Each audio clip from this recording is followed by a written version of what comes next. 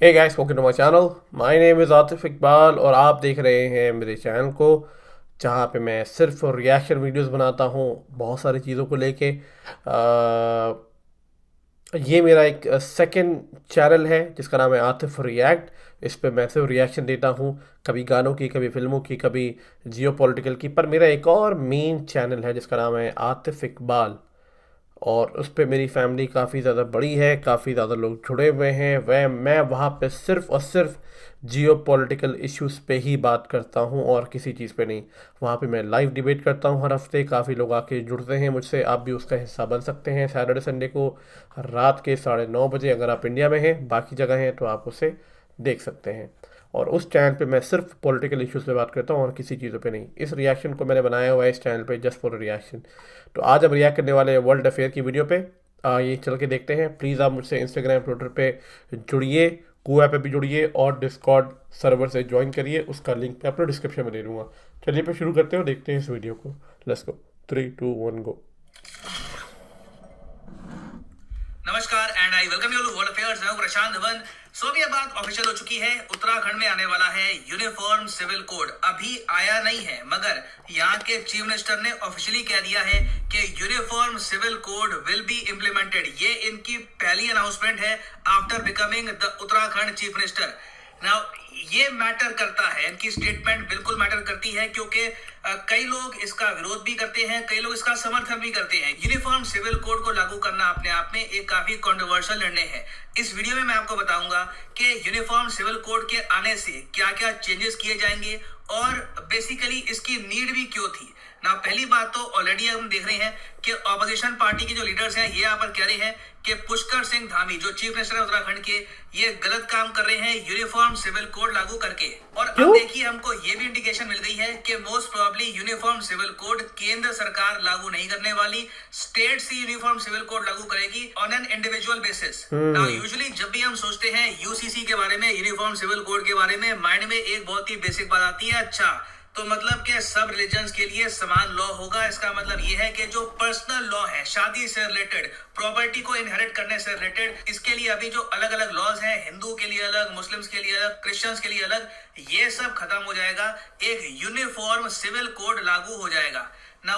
बात ये बिल्कुल ठीक है मगर इसमें और भी बहुत सारी लेयर्स आती हैं, ये भी हम डिस्कस करेंगे। मगर पहले ये जान लो कि हमारे संविधान का जो आर्टिकल 44 है ना, वहां पे साफ साफ लिखा हुआ है कि सरकार को इन द फ्यूचर कोशिश करनी चाहिए कि बिल्कुल देश के हर कोने में यूनिफॉर्म सिविल कोड लागू हो। यहाँ पे आप देख पाएंगे आर्टिकल 44 में लिखा है, the constitution of India, the state shall endeavour to secure for the citizens a uniform civil code. तो इससे हमको ये पता लगता है कि हमारे कॉन्स्टिट्यूशन के जो क्रिएटर्स थे, जिन लोगों ने हमारा संविधान लिखा था, वो चाहते थे एक बार को कि यूनिफॉर्म सिविल कोड देश में लागू हो जाए। मगर 1947 का जो भारत है उस वक्त मोस्ट प्रोबेबली यूसीसी के लिए तैयार था नहीं। मगर आज के समय आप अगर देखो तो आजादी को प्राप्त किए 70 साल से ऊपर हो चुके हैं, हमारा देश काफी मैच्योर हो चुका है। तो अब कई पॉलिटिशियंस ये क्वेश्चन रेज कर रहे हैं कि अब यहाँ पर टाइम आ चुका है, now is the right time कि आर्टिकल 44 में जो बात लिखी है, जो directive principles of state policy है, इसके हिसाब से हमें यूनिफॉर्म सिविल कोड अब भारत में लागू कर देना चाहिए। यहाँ पर मैं ऐड कर दूं कि अभी सही टाइम आ चुका है या सही टाइम नहीं आया, इससे रिलेटेड भी आपको काफी ओपिनियन मिलेंगे। फॉर एग्जांपल 2018 में जो हमारा 21st लॉ कमीशन था, उसने ओपनली ये कह दिया अपनी रिपोर्ट में कि देखिए अभी के लिए यूनिफॉर्म सिविल कोड की ना आवश्यकता है, ना अभी ये डिजायरेबल है। क्या बात कर रहे हो यार? ये तो कहा था लॉ कमीशन ने, इनकी रिकमेंडेशन होती है, ऐसा नहीं है कि लॉ कमीशन जो लिख दे वो आपको फॉलो करना ही होता है। ये इनकी रिपोर्ट में लिखा हुआ था, ये इनकी रिकमेंडेशंस थी to the government of India. फिर उसके बाद हमने रिसेंटली ये देखा है कि दिल्ली के हाई कोर्ट ने ये कह दिया था एक केस की सुनवाई के दौरान कि देखिए भारत में यूनिफॉर्म सिविल कोड होना चाहिए। तो यूनिफॉर्म सिविल कोड का अब टाइम आ चुका है। इससे रिलेटेड आपको बहुत से ओपिनियन मिलेंगे, हमारी जुडिशरी में ही लॉ कमीशन की कई रिपोर्ट्स हैं, बट फाइनली उत्तराखंड में लागू होगा सबसे पहले यूनिफॉर्म सिविल कोड ना। उत्तराखंड की यहाँ पे आपको डेमोग्राफिक्स भी समझनी होगी। यहाँ पर आप देख पाएंगे ये यहाँ पे है उत्तराखंड, ठीक है। ये जो पूरी स्टेट है इसकी आबादी है 1,10,15 लाख के आसपास। अब उत्तराखंड की जो ये आबादी है, इसमें हिंदू पॉपुलेशन कितनी है?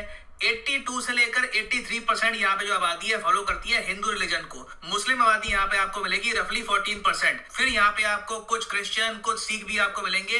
वेरियस रिलीजन के लोग ऑल टुगेदर आपको मिलेंगे इन उत्तराखंड। अच्छा, आप उत्तराखंड देख लिया।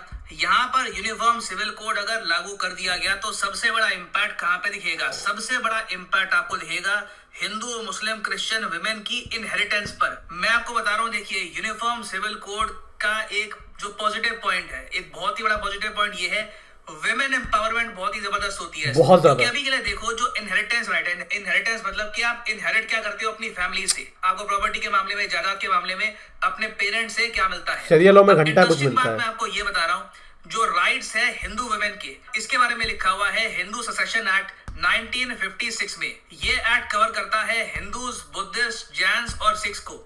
इसमें ये बात साफ साफ लिखी है कि मान लीजिए कि एक फैमिली है, वहां पर 2 बच्चे पैदा होते हैं, एक मेल एक फीमेल। अब जब पेरेंट जो है, जब ये बूढ़े होकर मर जाएंगे, तब इनकी जो प्रॉपर्टी है, मान लो 1 करोड़ का इनका जो घर है, ये इक्वली डिस्ट्रीब्यूट होगा मेल और फीमेल दोनों में, मतलब कि भाई बहन दोनों को बराबर का हिस्सा मिलेगा।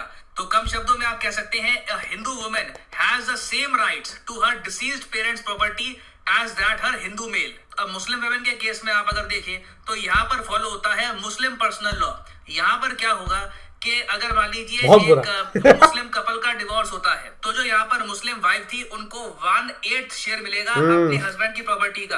और मान लीजिए कल को एक मुस्लिम फैमिली है, वहां पर एक भाई है, एक बहन है, उनके पेरेंट्स मर जाते हैं।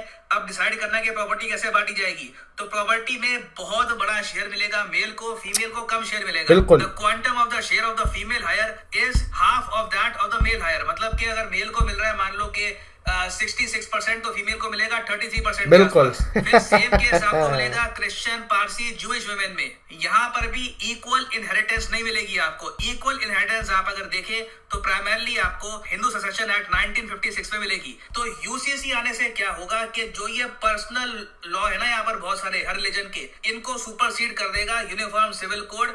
हर फीमेल को इक्वल राइट्स मिलेगा इनहेरिटेंस का, अपनी पेरेंट्स की प्रॉपर्टी का हो। कल को अगर मान लीजिए डिवोर्स होता है तो कोर्ट डिसाइड करेगी कि कितनी एलिमनी मिलनी चाहिए वाइफ को, प्रॉपर्टी का कितना अधिकार मिलना चाहिए वाइफ को। तो ओवरऑल इकोनॉमिक पावर इससे विमेन के पास काफी बड़े स्केल पे आएगी। और ये बस मैंने आपको एक एग्जांपल दिया है, उसके अलावा बहुत सी और चीजें होती हैं। फॉर एग्जांपल कि एज ऑफ मैरिज क्या होनी चाहिए, झंडा दिख रहा है ना, अलग अलग होता है। मुस्लिम्स का अलग है, हिंदूज का यहाँ पे आपको अलग मिलेगा।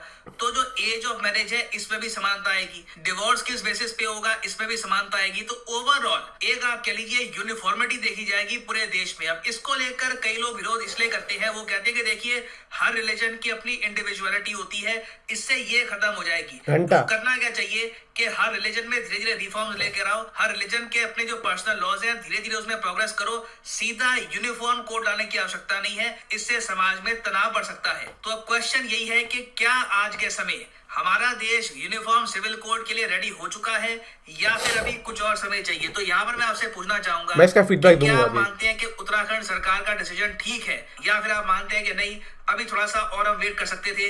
लिखिएगा अपने ओपिनियन के बारे में। एज ऑलवेज कोई भी ओपिनियन हो, it is always welcome in the comment section. और फाइनली मैं आपको, तो जैसे कि प्रशांत सर ने कहा कि क्या ये आना चाहिए, इससे पहले मैं बीजेपी सरकार को कसम से जय हिंद बोलना चाहता हूँ, वंदे मातरम। क्योंकि बहुत बड़ा काम कर रहा है बीजेपी यूसीसी ला के। मैंने कहा था कि बीजेपी की तारीफ मैं तभी करूंगा जब बीजेपी यूसीसी लेके आएगा, और जब तक यूसीसी लेके नहीं आता है मेरे को लगता है कि बीजेपी ने कुछ किया नहीं है। यूसीसी बहुत ज़्यादा ज़रूरी है हमारे देश के लिए, और बीजेपी अगर उत्तराखंड में इंप्लीमेंट करने वाली है तो करे इसको, भले कितना प्रेशर आए बाहर से, इट डजंट मैटर। कोई अलग लोग, कोई भी अलग कास्ट, अलग कम्युनिटी, अलग रिलीजन के लोग, कोई कितना भी आपको कहे, अपोजिशन पार्टी, अगर आपके अंदर ये इच्छा है यूसीसी लाने की आम जनता की खुशी के लिए, आप यूसीसी लाओ। और अगर बीजेपी लाती है, मैं खुद प्रमोट करूंगा बीजेपी को, बोलूंगा बीजेपी को जाके वोट दो। जबकि मैं किसी पॉलिटिकल पार्टी को सपोर्ट नहीं करता, और करता भी हो तो कोई फर्क नहीं पड़ता, क्योंकि मैं वैसे भी इंडिया में रहता नहीं हूं। बट मैं आपसे ये कहना चाह रहा हूं कि अगर बीजेपी लाएगी UCC all over the India में, मैं कसम से मरते दम तक फैन रहूंगा बीजेपी का। क्योंकि यूसीसी, जैसे प्रशांत सर ने कहा, क्या ये अच्छा समय है? जैसे लॉ कमीशन ने कहा, is it a right time? Neither. और भाई, ऐसे कामों के लिए समय अच्छा होता नहीं है। ऐसे कामों के लिए समय को अच्छा बनाना पड़ता है, क्योंकि आपको पता है कि भले ये चीज़ आज खराब लगे, पर आने वाले कई सालों के बाद ये चीज़ बहुत बड़ा बदलाव लेके आएगी। और हर रिलीजन का अपना लॉ है। साला कंट्री है कि सर्कस? हर कोई अपना अपना लॉ लेके घूमेगा। सिख अपना, मुस्लिम अपना, हिंदू अपना, क्रिश्चियन अपना। ऐसे चलेगा देश? भाई, देश में हर इंसान को बराबर का कानून फॉलो करने को दिया जाएगा। आप इमेजिन नहीं कर सकते बाकी रिलीजियस, क्या कंट्री के रिलीजियस लॉ पे चलेगी? अब क्या इस लेवल पे? और ये क्या सही टाइम है? ये नहीं है। एक तो पहली बात कि ऐसे जजों को निकाल देना चाहिए। पहली बात तो फायर करो साले ऐसे जजेस को जो ऐसी बात कर रहे हैं। क्या अच्छा टाइम आप देख के लाओगे? अरे भाई, आप लाओ। There is never a good time और a bad time for something to do good. अगर आप समाज के लिए अच्छा करना चाहते हैं, आप किसके लिए ये देखिएगा कि आज अच्छा समय है या बुरा समय है। भाई, आप करो। लोगों ने, जनता ने आपको सरकार में लेके आई है। आपकी जिम्मेदारी है कि आप लाओ इसको, आप ला के खत्म करो। Don't think about other anything. जो आपने फार्म लॉ के साथ किया, वो आप यूसीसी के साथ मत करना कि लोगों का प्रेशर आया यूसीसी बैक करो। अरे पुलिस आपकी है, आर्मी आपकी है, उतार दो सीधा ग्राउंड पे। जो लोग प्रोटेस्ट करें, मारो सालों को, जेल के अंदर डालो। यूसीसी आने वाला समाज बदल देगा। यूसीसी आने वाला इंडिया बदल देगा। यूसीसी आने वाला एक नया भारत बनाएगा। ये बहुत इंपॉर्टेंट है हमको समझना, आपको समझना। यूसीसी सबके बराबर हक की बात करेगा। यूसीसी बहुत ज़रूरी है। क्या ये अच्छा टाइम है या बुरा टाइम है, ये क्वेश्चन होना ही नहीं चाहिए। क्या ये ज़रूरी है? हद से ज़्यादा ज़रूरी है। और जो लोग कहते हैं ज़रूरी नहीं है, उनको बोलो अपना बोरिया बिस्तर बांधे और कहीं और जाएं। This is the right time. This is necessary. अगर आप मुझे बहुत टाइम से फॉलो करते हैं, मैं यूसीसी का बहुत बड़ा समर्थक हूँ। This news was fantastic. This news is far better than आम आदमी party giving this and that and etcetera. This is very important news. I hope कि बीजेपी बाकी स्टेट में भी इम्प्लीमेंट करे। उत्तराखंड में करने वाली है। आई गेस मैंने सुना है गोवा में भी है यूसीसी। यूपी में भी आ जाए, मज़ा आ जाएगा। मज़ा आ जाएगा जब पूरे इंडिया में यूसीसी का झंडा लहराएगा। That's going to be an amazing win, not for BJP but for the entire Indian citizen. काफ़ी लोग इस पर प्रोटेस्ट करेंगे जिनको पता ही नहीं यूसीसी है क्या। आई होप कि यूसीसी जल्दी है। एनीवे, मैं थोड़ा ज़्यादा एक्साइटेड हो गया, खुश हो गया इस चीज़ को लेके कि बीजेपी ने इतना बड़ा काम करने जा रही है। आई होप कि वो करे। और अगर आपको वीडियो अच्छी लगी तो ज़रूर आप मुझे सब्सक्राइब करें, फॉलो करें और अपना फीडबैक ज़रूर दें। मैं आपसे मिलता हूँ नेक्स्ट वीडियो में। तब तक के लिए टेक केयर एंड अपना ध्यान रखिए।